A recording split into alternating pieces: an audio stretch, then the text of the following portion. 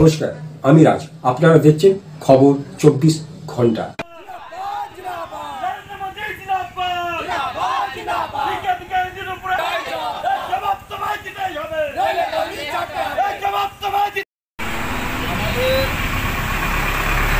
রাজ্য সভাপতি আছেন মাননীয় সুকান্ত মজুমদার মহাশয়। সেই সুকান্ত মজুমদার মহাশয়কে আপনারা দেখেছেন যে কীভাবে তৃণমূলীরা এই মমতা সরকার ব্যবস্থা করলেন। এছাড়াও আপনারা দেখতে পাচ্ছেন যে হিন্দুদের ওপর যেভাবে অত্যাচার চলছে, কীভাবে হিন্দুদের ধর্ম নিয়ে নানা রকম বিশৃঙ্খলা চলছে এই রাজ্যে।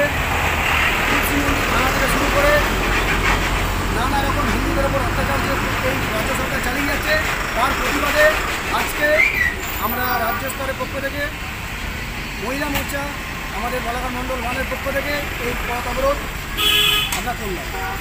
আপনার নাম বলুন। কমল মুখার্জি, মণ্ডল সভাপতি, বলাকা মণ্ডল।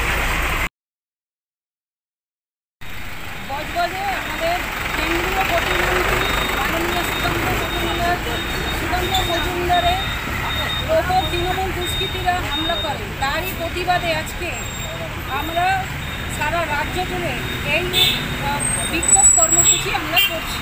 আর চারিদিকে হিন্দুদের ওপর অত্যাচার হচ্ছে, মহেশতলায় যে তুলসী মঞ্চ ভাঙা হয়েছে তারই প্রতিবাদে এই বিক্ষোভ কর্মসূচি করা হয়েছে।